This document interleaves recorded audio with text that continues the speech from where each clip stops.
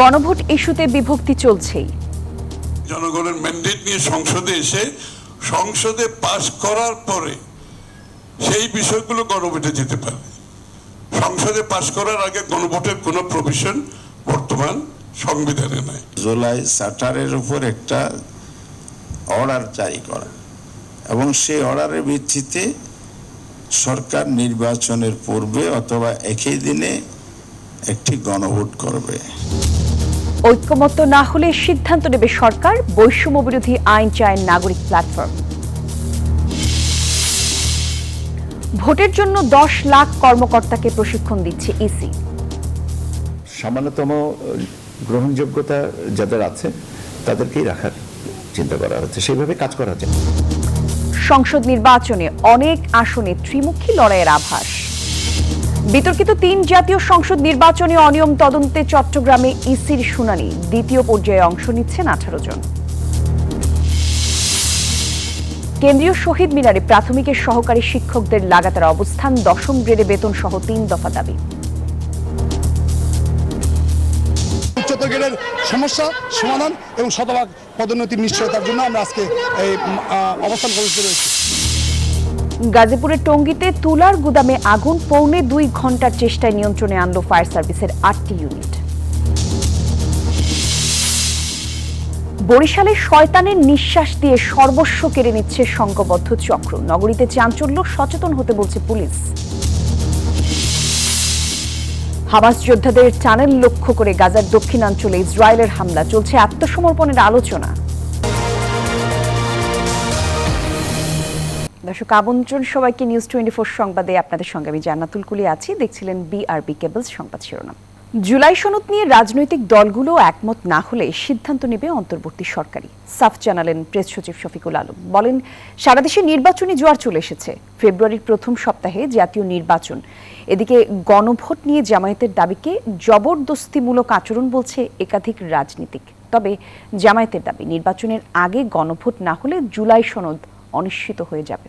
ঢাকায় নির্বাচনী ইশতেহার নিয়ে আলোচনা সভায় এসব বক্তব্য উঠে আসে। আগামী নির্বাচনে রাজনৈতিক দলগুলোর ইশতেহার কেমন হবে, সেখানে জনগণের অংশগ্রহণ কতটুকু হবে তা নিয়ে জনতার ইশতেহার সেমিনারের আয়োজন করে ট্রেস নামে একটি সংগঠন। শনিবার রাজধানীর একটি হোটেলে আয়োজিত সেমিনারে অংশ নেন রাজনীতিক, গবেষক এবং সরকারের প্রতিনিধিরা। আলোচনায় গুরুত্ব পায় জুলাই সনদ ও গণভোট প্রসঙ্গ। এই ইস্যুতে পাল্টাপাল্টি মতামত উঠে আসে রাজনীতিকদের বক্তব্যে। আমাদের কিছু বন্ধুরা যারা এখানে, হামিদুর রহমান আজাদ ভাই আছেন, তারা এখন মাঠে যাচ্ছেন, মাঠে সমাবেশ করছেন, মিছিল করছেন, এক ধরনের জবরদস্তি করার তারা চেষ্টা করছেন। এখন এটা কি পিপলের উইল? এটা কি নাগরিকের উইল? জুলাই চার্টারের উপর একটা অর্ডার জারি করা এবং সেই অর্ডারের ভিত্তিতে সরকার নির্বাচনের পূর্বে অথবা একই দিনে একটি গণভোট করবে। অথবা দিয়ে পেস্টা লাগাইছে হলো জাতীয় ঐক্যমত্য কমিশন। অনুষ্ঠানে প্রেস সচিব শফিকুল আলম বলেন, ফেব্রুয়ারির জাতীয় নির্বাচন নিয়ে কোনো অনিশ্চয়তা নেই। জুলাই সনদ নিয়ে রাজনৈতিক দলগুলোকে দ্রুত একমতে আসার আহ্বান জানান তিনি।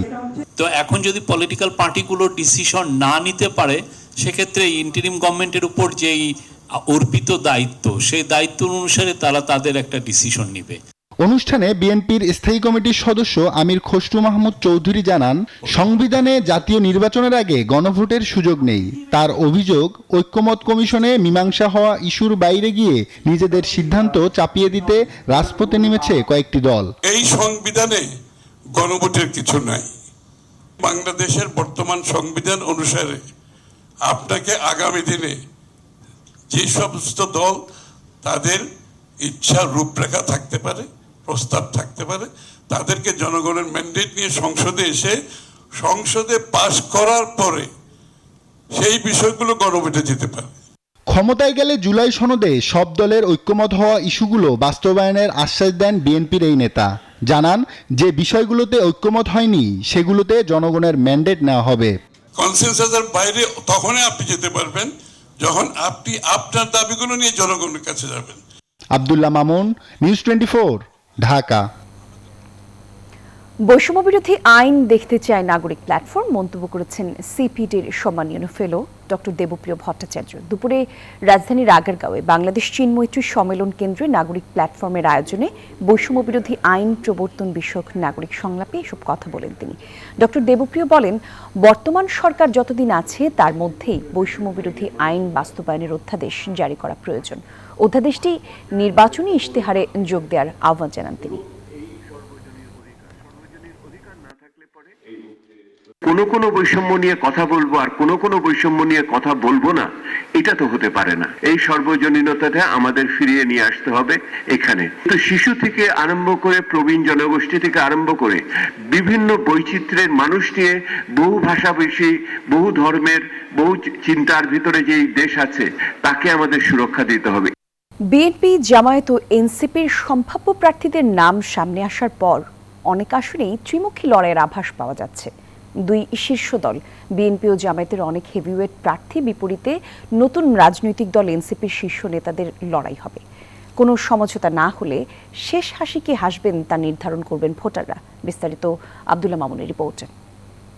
সম্ভাব্য প্রার্থী তালিকা সম্প্রতি বিএনপির 237 আসনে তাদের প্রার্থীদের নাম ঘোষণা করেছে, আর জামায়াতে ইসলামীর সম্ভাব্য প্রার্থীদের নাম জানানো হয়েছে বেশ আগেই। আমরা কিন্তু 1 বছর আগেই প্রায় এই তালিকা বিভিন্নভাবে আঞ্চলিকভাবে আমরা এটা জানিয়ে দিয়েছি। তবে এনসিপি প্রার্থী তালিকা ঘোষণা না করলেও শীর্ষ নেতাদের কে কোথা থেকে নির্বাচন করবেন তাও জানা যাচ্ছে। নির্বাচন বানচাল হয়ে পড়ে সেই ধরনের কোনো পদক্ষেপের সঙ্গে বাংলাদেশের মানুষ একাত্ম হবে না। 5 আগস্ট শেখ হাসিনার পদত্যাগের পর গঠিত অন্তর্বর্তী সরকারের অন্যতম উপদেষ্টা হিসেবে পরিচিতি পান এনসিপির আহ্বায়ক নাহিদ ইসলাম। তিনি ঢাকা 11 আসন থেকে নির্বাচন করার ঘোষণা দিয়েছেন। এই আসনে তাকে লড়তে হবে বিএনপির প্রভাবশালী নেতা এম.এ. কাইয়ুমের বিরুদ্ধে। আছেন আরেক প্রতিদ্বন্দ্বী জামাতের প্রার্থী অ্যাডভোকেট আতিকুর রহমান। পঞ্চগড় 1 সংসদীয় আসনে বিএনপির প্রার্থী সাবেক স্পিকার ব্যারিস্টার জমির উদ্দিন সরকারের ছেলে ব্যারিস্টার মোহাম্মদ নওশাদ জমির। তাকে মুখোমুখি হতে হবে এনসিপির প্রার্থী, জুলাই গণঅভ্যুত্থানের অন্যতম সংগঠক সার্জিস আলম ও জামাতের প্রার্থী অধ্যাপক ইকবাল হোসেনের। এনসিপির দক্ষিণাঞ্চলের মুখ্য সংগঠক হাসনাত আবদুল্লাহর আসন কুমিল্লা 4, যেখানে বিএনপি থেকে তার মুখোমুখি হবেন সাবেক 4 বারের এমপি ইঞ্জিনিয়ার মঞ্জুরুল আহসান মুন্সি ও জামাতের সাইফুল ইসলাম। রংপুর 4 আসনে প্রার্থী দিয়েছে 3 দলই, যেখানে বিএনপির প্রার্থী মোহাম্মদ ইমদাদুল হকের বিরুদ্ধে লড়াইয়ে নামছেন জামাতের প্রার্থী এটিএম আজম খান। এই আসনে প্রতিদ্বন্দ্বিতা করার জন্য কাজ করছেন এনসিপির সদস্য সচিব আক্তার হোসেন। ঢাকা 18 আসনে জামাতের প্রার্থী আশরাফুল আলমের সাথে নির্বাচনী লড়াইয়ে নামতে হবে এনসিপির মুখ্য সমন্বয়ক নাসিরউদ্দিন পাটোয়ারিকে। তবে এই আসনে এখনো কাউকে মনোনয়ন দেয়নি বিএনপি। বিএনপি কোনো প্রার্থী না দিলেও ঢাকা 9 আসনে মুখোমুখি হচ্ছেন ডাক্তার তাসলিম জারা ও জামাতের প্রার্থী কবির আহমেদ।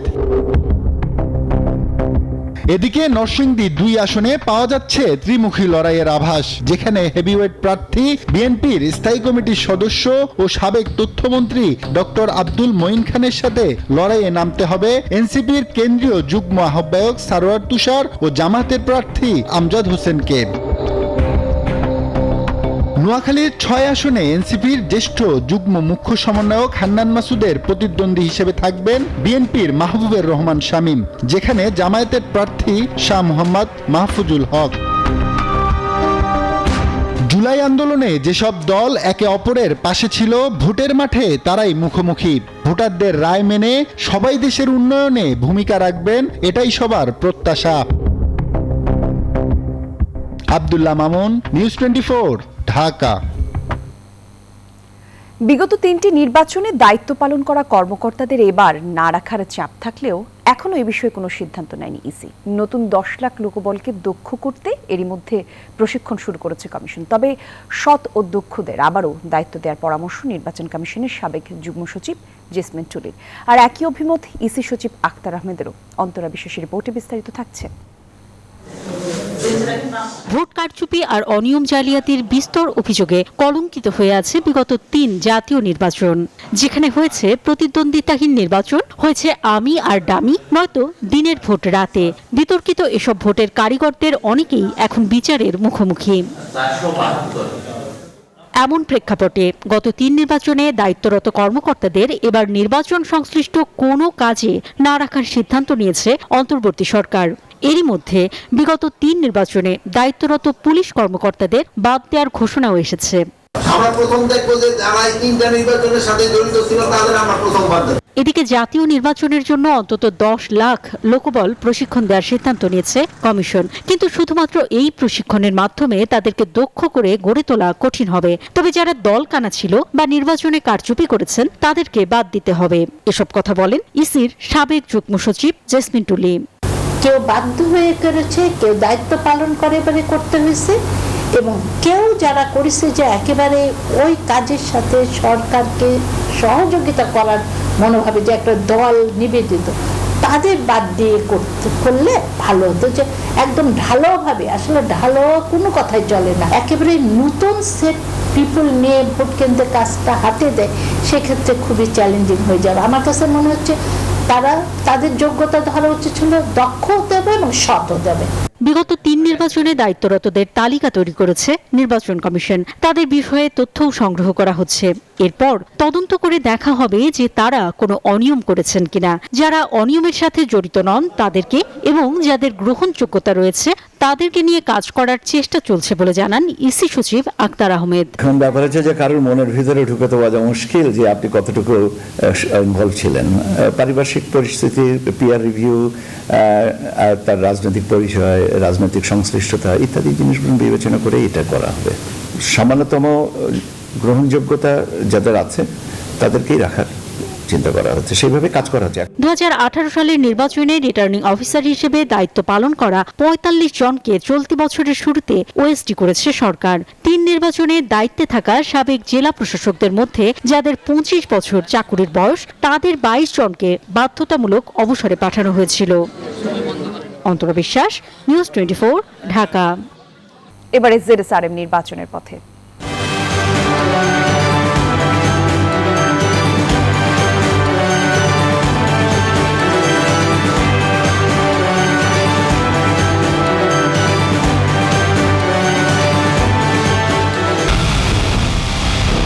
পুরো দেশের মুখে হাসি ফোটাতে নিজেকে হতে হয় স্ট্রং, আর মনোবল হতে হয় স্পার্ক জিরো। জেডএসআরএম 25 বছরের পথ চলায় নিরাপদে রাখার প্রত্যয়ে। বিগত 3 সংসদ নির্বাচনে অনিয়ম তদন্তে চট্টগ্রামে চলছে ইসি শুনানি। সকালে বন্দরনগরীর জেলা নির্বাচন কমিশন অফিসে দ্বিতীয় দিনের শুনানি শুরু হয়। শুনানিতে বিগত নির্বাচনে অনিয়ম কারচুপির ঘটনায় কতটা জড়িত নির্বাচনী কর্মকর্তারা তা খুঁজে বের করার চেষ্টা করা হচ্ছে। জাতীয় নির্বাচন তদন্ত কমিশনের সদস্য তাজরিয়ান আকরাম হোসেন ও ডক্টর মোহাম্মদ আব্দুল আলিম শুনানি করছেন। 2014 সালের চট্টগ্রাম 5 আসনের এক স্বতন্ত্র প্রার্থীও এতে অংশ নিচ্ছেন। 18 জন শুনানিতে অংশ নেওয়ার কথা রয়েছে। শুক্রবার 42 জনের শুনানি হয়। তদন্ত কমিশনের বিষয়, ওনারা তদন্ত কার্যক্রম চলছে, এই বিষয়ে আমি কিছু বলতে পারছি না। তদন্ত কমিশন টোটাল বিষয়টা বলতে পারে। অন্য কোনো প্রার্থীদেরকে, মানে অন্য কোনো আসনের কোনো প্রার্থীকে ডাকা হয়নি। দর্শক, এই ঘটনার আরেকটু বিস্তারিত তথ্য আমরা জানবো। চট্টগ্রাম থেকে আমাদের সহকর্মী নয়ন বড়ুয়া জয় সরাসরি যোগ দেবেন। জয়, একটু জানাবেন শুনানি এখন কোন পর্যায়ে রয়েছে, সবশেষ কি তথ্য আছে এই খবর নিয়ে আপনার কাছে?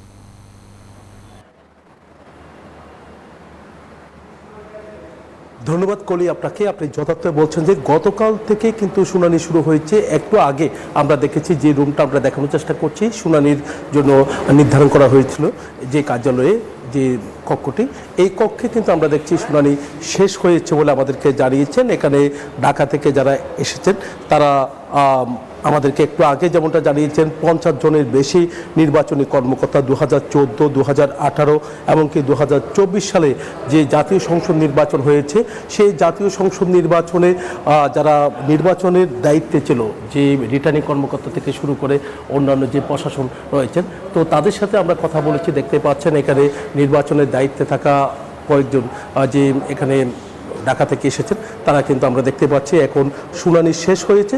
শুনানি শেষে কিন্তু আমরা দেখতে পাচ্ছি এখন তারা কিন্তু একেবারে শেষ পর্যায়ে বলে আমাদেরকে জানিয়েছেন। তবে এখানে নির্বাচনের যারা দায়িত্বে ছিল তাদেরকে কিন্তু এখানে তলব করা হয়েছে ইসির পক্ষ থেকে।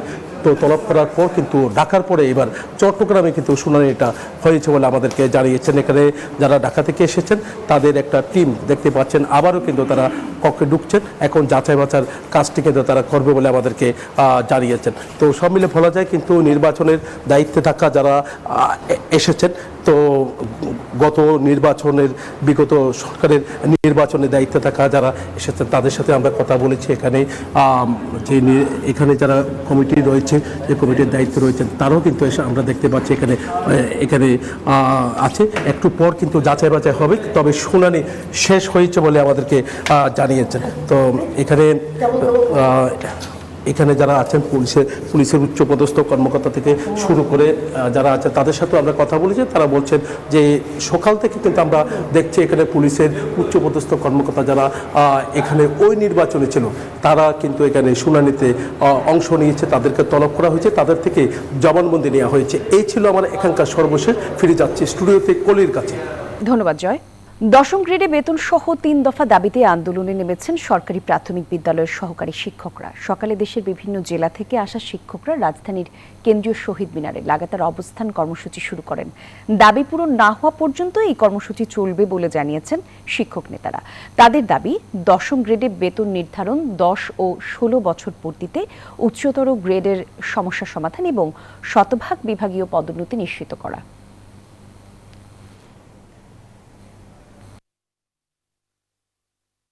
10 বছর 16 বছরের যে উচ্চতর গ্রেডের সমস্যা সমাধান এবং শতভাগ পদোন্নতির নিশ্চয়তার জন্য আমরা আজকে এই অবস্থান কর্মসূচিতে রয়েছি। যখনই আমরা প্রজ্ঞাপন পাবো তারপর আমরা শহীদ মিনার ছাড়বো। তাদেরকে অসম্মানিত করে, তাদেরকে অসন্তুষ্ট করে এই জাতি তাদের কাছ থেকে যে সর্বোচ্চ যে আউটপুটটা আশা করে, আমি মনে করি যে এটা একটা ব্যর্থ চেষ্টা। দর্শক, কেন্দ্রীয় শহীদ মিনারে এই মুহূর্তে আমাদের সহকর্মী মাসুদা লাবণী আছেন। আমরা এই বিষয়ে আরো কিছু তথ্য তার কাছে জেনে আসবো। লাবণী, একটু জানাবেন আন্দোলনরত শিক্ষকদের মূল দাবিগুলো কি কি? নিশ্চয়ই কথা হয়েছে আপনার, তাদের সঙ্গে একটু বিস্তারিত জানাবেন আমাদের।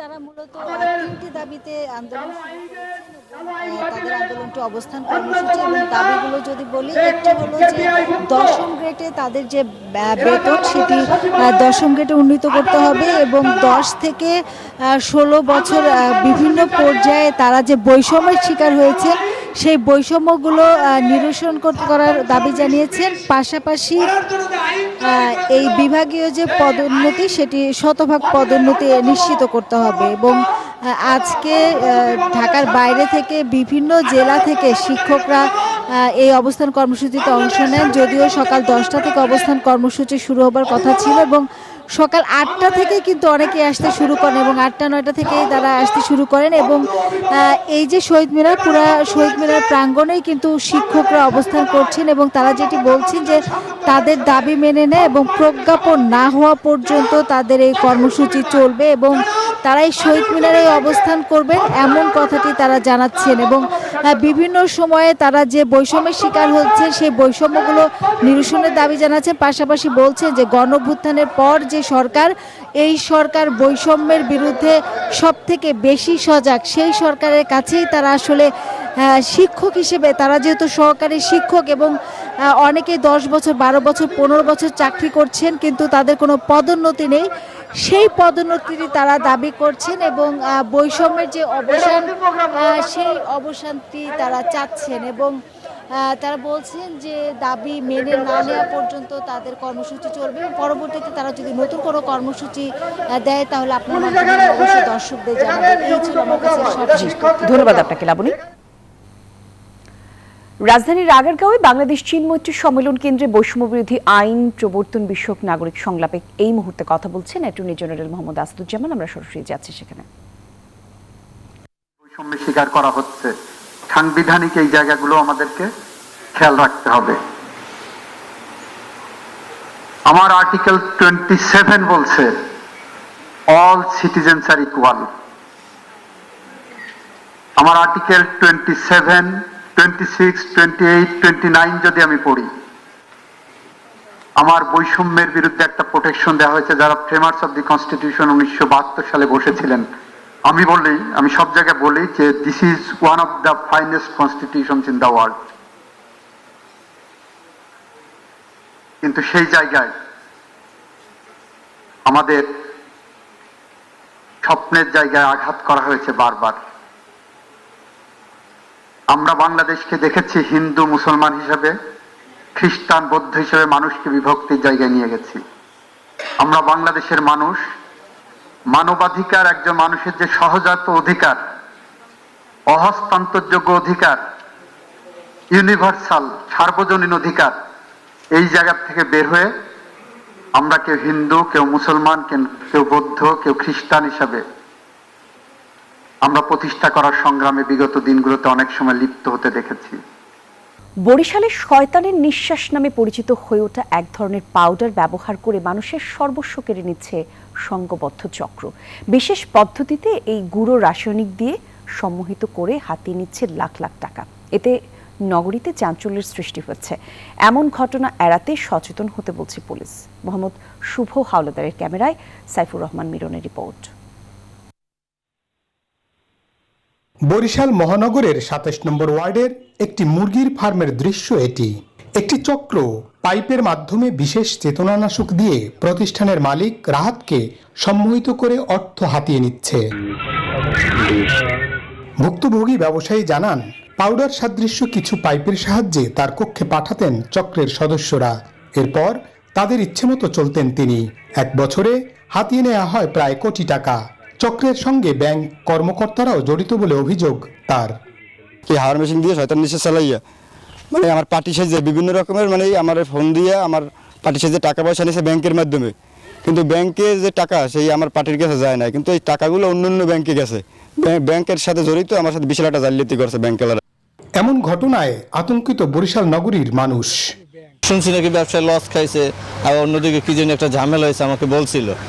পরে তো ব্যবসা বাণিজ্য এখন করতে আসে না, বন্ধ। শুনলাম বলো মোটামুটি টাকার পয়সা সমস্যা হয়ে গেছে, যাদের ব্যবসাটা বন্ধ হয়ে গেছে। কিন্তু আগে ভালোভাবে ব্যবসা করতে মালামাল দিত। আপনার মাধ্যমে যদি একটু উপকার হয়, এটা আমরাও চাই এবং আমরাও সার্বিক সহযোগিতা করব, যেহেতু আমরা এটা ন্যায়ের পক্ষে, অন্যায়ের পক্ষে না। পুলিশের দাবি, নগরে কয়েকটি ঘটনা শুনলেও মামলা না হওয়ায় ব্যবস্থা নেওয়া যাচ্ছে না। তবে পুলিশি তৎপরতা অব্যাহত আছে। আগে যে ঘটনাগুলো ঘটছিল তা কিন্তু মামলা হয়েছিল না, তো পরে এখন মামলা হয়েছে। মামলা হওয়ার পর আমরা তৎপর আছি এবং এখন কিন্তু দেখেন বর্তমানে এই 15-20 দিনের মধ্যে এরকম ঘটনা ঘটেনি। তো এখন যদি যে কোনো ঘটনাই ঘটুক, আমার রিকোয়েস্ট বরিশাল মেট্রো বাসিন্দাদের যে আমাদেরকে অভিযোগ জানাতে হবে। এমন ঘটনা এড়াতে সতর্কতার পাশাপাশি অভিযোগ দেওয়ার পরামর্শ দিয়েছে পুলিশ। সাইফুর রহমান মিরন, নিউজ 24, বরিশাল। এবারে জানাবো মধুমতি ব্যাংক পিএলসি অর্থ বাণিজ্য খবর। পাবনার নগরবাড়িতে আধুনিক টার্মিনাল কমপ্লেক্স সহ নগরবাড়ি নৌবন্দরের আনুষ্ঠানিক উদ্বোধন করা হয়েছে। শনিবার সকালে বন্দর কার্যক্রম উদ্বোধন করেন নৌ পরিবহন মন্ত্রণালয়ের উপদেষ্টা সাখাওয়াত হোসেন। বিআইডব্লিউটিএ চেয়ারম্যান আরিফ মোস্তফার সভাপতিত্বে আরও বক্তব্য রাখেন নৌ পরিবহন মন্ত্রণালয়ের সিনিয়র সচিব ও কর্মকর্তারা। বক্তারা জানান, 557 কোটি টাকা ব্যয়ে 36 একর জায়গায় নির্মিত এই টার্মিনালের বাৎসরিক সক্ষমতা দাঁড়াবে 20,000 টন, যা এই অঞ্চলের বাণিজ্য সম্প্রসারণ এবং অর্থনৈতিক প্রবৃদ্ধিতে গুরুত্বপূর্ণ ভূমিকা রাখবে।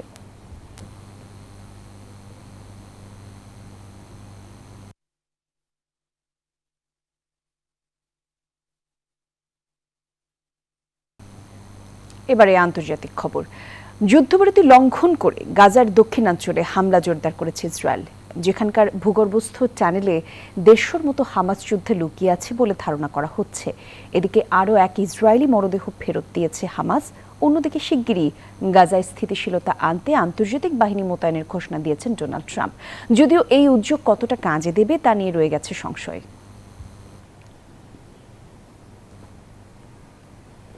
দর্শক, এই ছিল নিউজ 24 সংবাদে। আরও সংবাদ এবং বিশ্লেষণ জানতে ভিজিট করুন news24bd.tv। ধন্যবাদ সবাইকে।